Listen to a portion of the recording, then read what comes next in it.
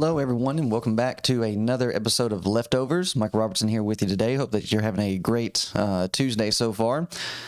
Today's episode of Leftovers is going to be connected to episode 28. This is episode 9 of our Leftovers material. We're going to be looking at crime reports here in our local area. And I would encourage anybody that's watching this broadcast, member of the Lord's Church, non-member, to contact your local sheriff's office or police office and get the website information for your local area just so that you can stay up to date on what's been transpiring in your local community as far as crime actually goes, and just simply see if there's something that you're needing to do about it. And certainly in our area of Montana, here in the Valley, we are definitely in need of some huge reform and changes to take place with our criminal system. And as we've been discussing with the upcoming plans for the casino, that is not going to be the area or be the kind of change that we are looking to actually make in this local area.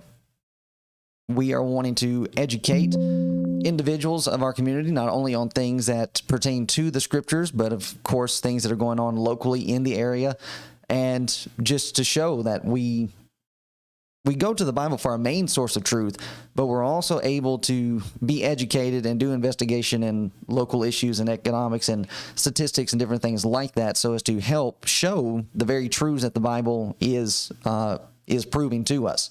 So we're on the topic of saying no to the casino. As we said, this is connected to episode 28. Communities that bet on casinos lose, or communities lose betting on casinos. And as we discussed Sunday night, in looking at the poverty level that is here in the Valley, the problems that we have with drugs, and the fact that we looked at the year 2000 study from the government, and how they found that 8 cities that they started new casinos in those cities, all of the major crime statistics rose.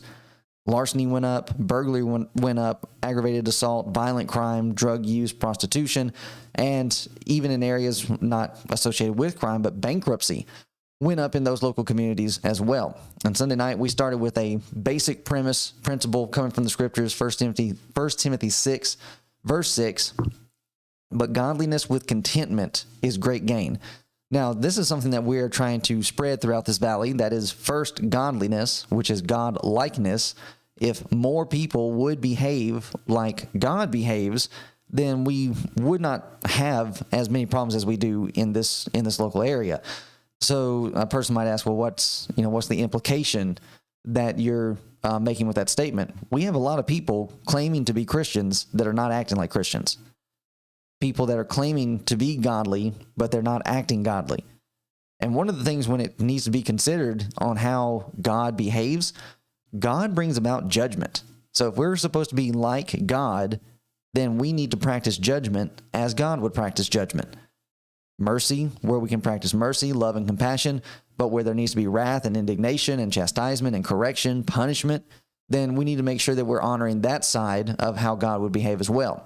For we brought nothing into this world, and certain we can carry nothing out, and having food and raiment, let us be there with content. Just be happy with what it is that you have around you. But here comes the problem. They that will be rich fall into temptation and a snare, and into many foolish and hurtful lusts, which drown men in destruction and perdition.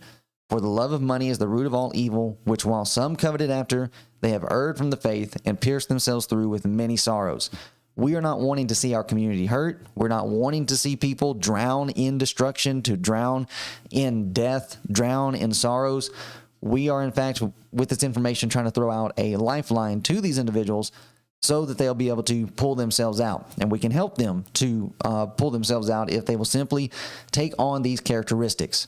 You know what? You've got a roof over your head, clothes on your back, you've got food in the fridge, a nice vehicle to get you from point A to point B. And if we can get people to strive to be more godly, then that's all that we're needing to do. And so if we can get us to that point, we'll be doing really well. Now, this past Sunday night, I made mention of how that in a previous broadcast that I was on while I was in Virginia, we actually did reporting on problems that came with the sweepstakes. These are internet gambling games that were established in Virginia and in North Carolina. And, well, actually, they were just in North Carolina. They didn't take root in Virginia. And here's the reason why they didn't take root in Virginia. Because while I was working in Virginia, the church that I was working with there, they wanted to bring sweepstakes into our local area.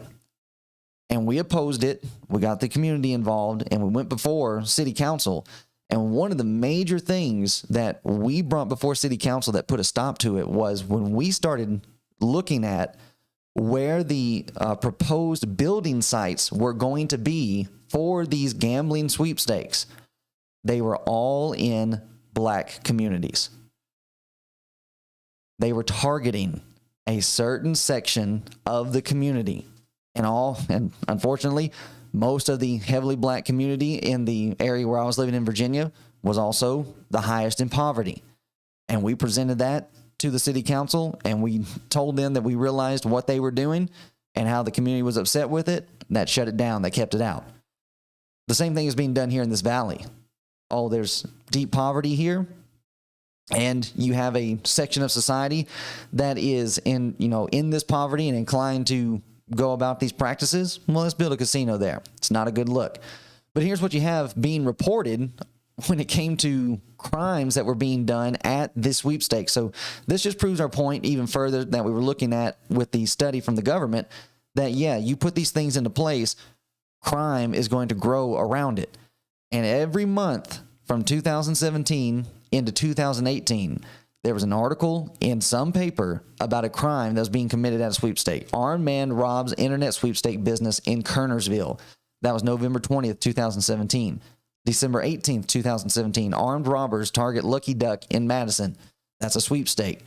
Man wanted in Reedsville, bank robbery, arrested at Burlington sweepstakes parlor, January 12th, 2018. Now, that just goes to show you how bad your luck is when it comes to casino gambling or internet gambling.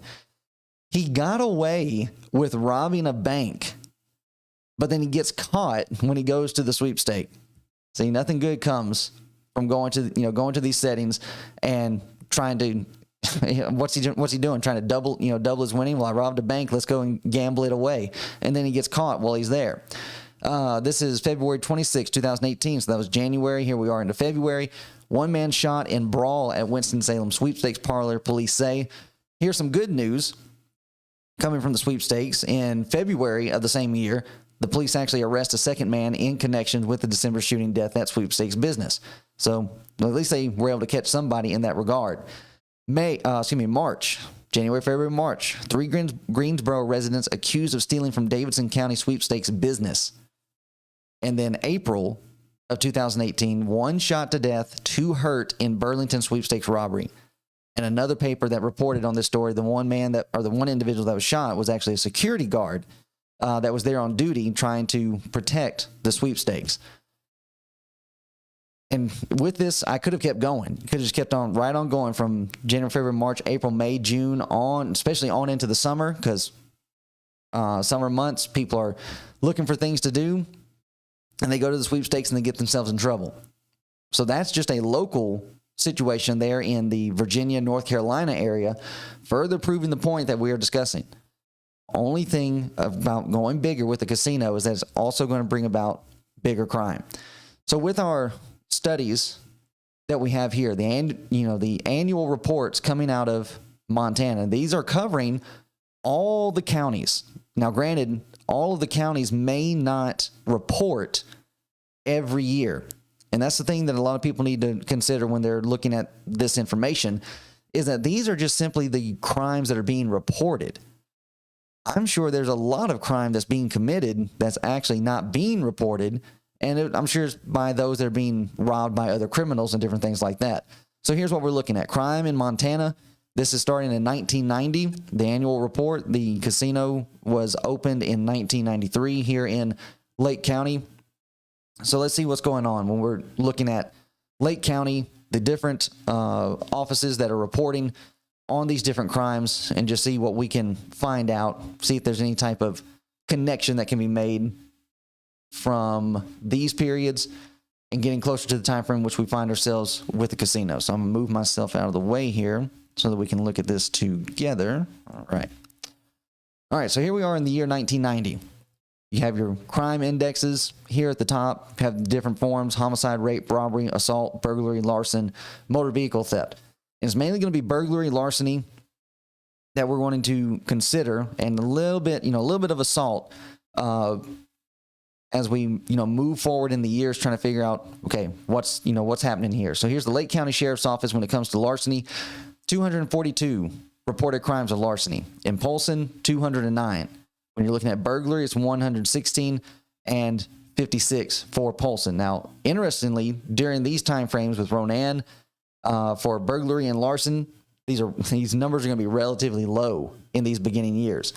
But as we move closer to the casino, and certainly as we move into the 2000s, even in Ronan, the accounts or the reports of these crimes are going to be jumping up pretty substantially. So that's 1990. Let's move to 1991. 1991, we have Lake County here at the top. Lake County Sheriff's Office reported 209 cases of larceny, 212 for the city of Polson, 70 for Ronan. Burglary, 80, 54. I believe that actually goes down for that year in reports for the Lake, 116 from the previous year, but still managing around close to the same amount. 1992. The reports went way down for the Lake County Sheriff's Office. However, when we're looking at Polson, here we are, we're staying the same. We're holding strong at 203 counts of larceny. And there's a jump in Ronan to 21 at this time. 1993, major crime. When the casino is actually being built and open in 1993, we have not much change going on here with the city of Polson. 200 cases of larceny reported that we know of. For the Lake County Sheriff's Office, there's a lessening in the reports to them at 90. Ronan drops back down to 20. We head over to 1994 in our annual crime report. And here's what we have with Lake County Sheriff's Office and Polson PD. 251. Now, this is a year after the casinos opened. 251 for the Lake County Sheriff's Office, 234 for Polson. So there is a jump that takes place from what was being reported to Lake County the previous year. I believe that was 90. Yep, 90 for Lake County Sheriff. And then 1994, they end up having a jump into 251 reports of larceny. Now, some might look at this and they would consider, well, it doesn't really seem like it's changing all that much. It seems like it's really staying at a steady pace. With that being the case, but even still, where we're in the range of 200 every year, 200 accounts of larceny. And larceny, it involves, it's similar to theft and it's similar to burglary, but it's still broken, for whatever reason, broken into its own category. The very fact that we are in the 200 range is too much. But the fact that you have with Lake County from the previous year, 1993 to 1994, and it jumps up to 251. 90 in 93 to 251 in 94. And if you go back and you rewatch episode 28, you'll find that recent studies, 2019, 2020, 2022 studies are showing that if you live in the city of Polson, you have a 300% chance of your home being broken into. Well, what's going on in our area? Not too much. Well, we do have a casino, though. That's the big thing that's here in town. But not only do we have the casino problem, we have the drug problem that's going along with it. So as we're discussing this, I realize that the casino is not the only major player in it. But there's a lot of this that goes on that happens in the vicinity of that casino. Again, I've talked to the sheriff's office, I've talked to the Polson Police Department, and they both are saying that, yes, they get substantial calls to have to go down to the Quatucknuck and deal with issues that are down there. They know that drug deals are going on at the Quatucknuck, that it's a inconspicuous area for them to be able to come in from out of state, slip in for a little while, do some deals, and then they leave. So what is it that what are we needing to focus on? Well, we need to focus on our police force. If they're needing more funding so as to be able to do their job effectively, then we need to certainly focus on that and not be building a safe haven for these dirty deeds to actually be transpiring. So this is 1994. 1995, we're just showing all reports. We're going to be fair with the information here. When it came to larceny reports in 1995, there was a substantial decrease. I'm not sure if the actual amount of larceny went down or just people were not reporting it as much. It dropped down to 137 in Lake County, or for Lake County Sheriff's Office, and 169 for the Polson PD. Now, in my estimation, that still is way too high. The fact that you've got that amount of larceny, of crime taking place, but then here's what ends up happening in 1998. Now, 97, the Lake County Sheriff's Office, and I believe Polson also, were not reporting. I reached out to the Lake County Sheriff's Office, and they said that they believe that the person that was actually hired to do that kind of thing was let go, or they quit, and they did not have anybody in that position for for that year to be able to cover that information. But in 1998, here's what we have. We have, again, another lower number, 141, 109. Now, granted, some might look at that and say, well, you see there, it's not a situation where it's just constantly going up, going up. Here we have it actually going down. But the thing is, you go to the next year, here on 1998, 96, 98, and here we are in 99. So 98, we're looking at numbers in the 100s. Lake County, let's see, where'd it go? Just lost it. There we go. Lake County Sheriff's Office, 141. The Polson PD, 109. But then you jump over to the year 1999 and look at where we are. We're back up with the Lake County Sheriff's Office, 269 reports of larceny, 150 for the city of Polson. Friends, we have an issue. We have a problem. And the problem is that when people are in high levels of poverty, like we have here in the Valley, and there's not substantial work for these individuals, and then you throw a casino in the mix for people that are already desperate and that are already hurting, and they have this idea that, well, we can go down here to the casino, put a few coins in, and try to, strike it rich overnight. And the fact that gambling is, in fact, addicting. Going into play, and the few times that you're able to, hit it big, hits those circuits in your brain. It's just, well, your brain says, okay, here's the proof that we can do this. But you lose more than you're actually putting in.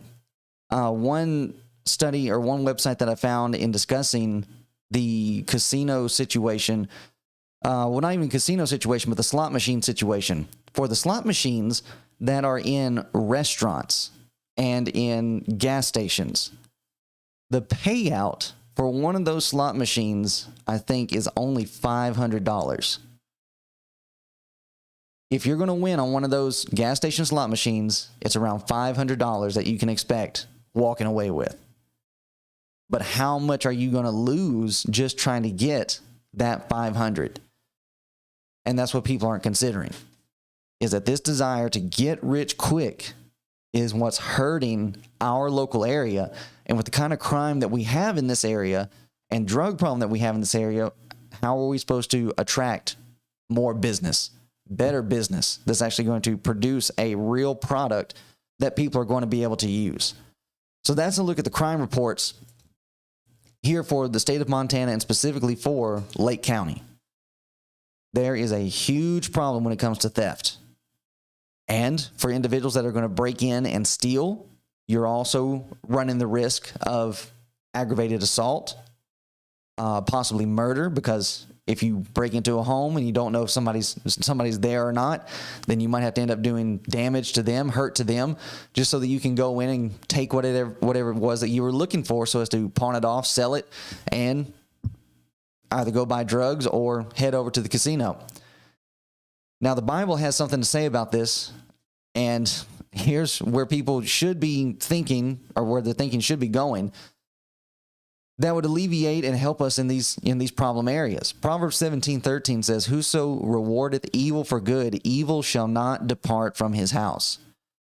We are in a situation where, to a large degree, our society is rewarding evil. They want to make excuses for it. They want to try to give passes. They want to try to be understanding. But here's the thing about it. Individuals that are going to do evil, that are not going to be reformed, you can't make excuses for them. You actually have to bring about punishments for them. And if you're going to reward evil for good, you're going to call a casino good when in fact it's evil, evil shall not depart from his house. We're not going to be able to get evil out of Lake County, out of this valley, until we actually start calling things evil that are evil and rewarding evil for what it is. Evil does not get a blessing. Evil gets punishment and judgment. In Isaiah chapter 5 and verse 20, "Woe unto them that call evil good and good evil, and put darkness for light and light for darkness, that put bitter for sweet and sweet for bitter." And that's definitely the state that we are in right now in our local community. People are not wanting to stand up and call the things evil that are evil, evil. And I'm glad that we've had this opportunity to deal with this casino issue, because we've also had individuals contact us, reach out to us and say, well, why not also try to do something about the alcohol situation in bar and taverns? We are in the process of doing something like that. It's not just this casino issue that we view as being an evil. There's also the issue of alcoholism here on the reservation, here in Lake County, here in the valley, as we said, about the drug problem. Needing to address that and address it properly, not as our current administration is trying to do, where there's no shame about using, but trying to help them to use drugs safely. Friends, that's just ridiculous. That's rewarding evil for good. And until we actually stand up as a community and say, we're not doing this anymore, here's what we want to see happen to these individuals that are in fact evil, then we're not going to be able to get the kind of changes, have the peace, have the tranquility that we should be having. To close us out, we'll look at another proverb, chapter 1, verse 10. "My son, if sinners entice thee, consent thou not. If they say, Come with us, let us lay wait for blood, let us lurk privily for the innocent without cause. Let us swallow them up alive as the grave, and whole as those that go down into the pit." Now, some might be looking at this and saying, well, what does this have to do with gambling? We're going to get there, but we're dealing with the context here. "Let us swallow them up, alive as the grave, and whole as those that go down into the pit. We shall find all precious substance. We shall fill our houses with spoil. Cast in thy lot among us. Let us all have one purse. My son, walk not thou in the way with them. Refrain thy foot from their path. For their feet run to evil, and make haste to shed blood. Surely in vain the net is spread in the sight of any bird. And they lay wait for their own blood. They lurk privily for their own lives. So are the ways of every one that is greedy of gain, which taketh away the life of the owners thereof." So when we're considering this and we're looking at it in a broad aspect and a broad application, this has its application to those who would, say, go into a home or go into a business and strive to rob it. Here they are. We're lurking privily for the innocent without cause. We're waiting for them so as to come along so we can capture them and go and take the goods that they have, like with the parable of the Good Samaritan, with the man who was caught by robbers, and they beat him to the point of nearly dying, and they stole everything that he had. Here's what individuals will do. But when we're considering who it is that's doing this, so are the ways of everyone that is greedy of gain. Well, who are the ones that are going to the casino? Now, they promote it as family, this is just entertainment. No. What you have here are those that are desperate and that are wanting to strike it rich. Greedy of gain. not content with what they have. They've got to have more. And what does the Bible say about it? Which taketh away the life of the owners thereof. You're only hurting yourself. You hurt yourself, and that bleeds out into the rest of the community, because now I've got to keep my eye on you. You're so desperate that you might come breaking into my house, breaking into my car, trying to find something to steal so that you can go sell it just to gamble again. Their feet run to evil and make haste to shed blood. Surely in vain the net is spread in the inside of any bird, and they lay wait for their own blood. You're only bringing your own destruction. Because under the Old Testament system, a person that was caught stealing, they ran the risk of losing their life. But if you were not caught in the act of stealing, but you were caught later, God had a law, and I think it should still be in place today, that you had to pay back whatever you stole double. So let's say a person comes along, they want to steal my truck. Well, guess what? If you get caught with my truck, you don't just give me my truck back. You've got to make a restitution. You've either got to buy me another truck, or you got to give me the amount of money that it would cost for my truck. Now, if we started implementing that kind of practice into our society, I wonder how many carjackings we would have, how many motor vehicle thefts we would have. Things would start changing fast. And that's ultimately what we're needing. We're needing punishments that are going to be followed through. Punishments that are going to be implemented. And some might view it as, well, that's too harsh, or what have you. They're thinking from the standpoint of, let's say their child or something gets caught up in that. I can't help that. Just because it's your child shouldn't change the fact of what the law is and what the punishment is. And they might even ask, well, Michael, what if it was you? Number one, it's never going to be me. I'm not going to steal. I'm not going to rob. And even if something did happen to where I end up committing such a crime, guess what I know? I'm running the risk of facing punishment. And that's what it all comes boiling down to. Well, what if it was you? It wouldn't make any difference. The law is the law, and the punishment is the punishment. We need to stop rewarding evil as though it's good behavior. Let's start calling things for what they are, and hopefully we can start seeing a change in our local area. So with that, we appreciate you being with us today. As we go to our outro card here and we let this slide through its processes, we invite you to come back and be with us Sunday night, 7:30 p.m. for another episode of the Back to the Bible broadcast. I may be back on Thursday for more leftovers. We'll look at some more Proverbs together when it comes to what the Bible has to say on those that be greedy of gain and how that connects over to gambling, a little bit further. But we may not be able to, because we're also supposed to be trying to go out and doing some evangelism this coming Thursday, because we do have our gospel meeting that's upcoming.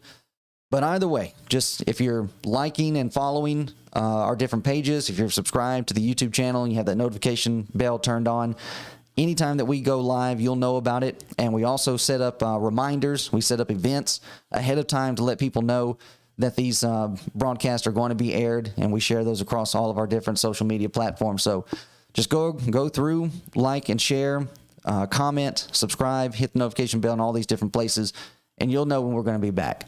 So we appreciate you being here today, and we look forward to being with you live next time. And until then, hope that you have a great rest of your Tuesday, and God bless.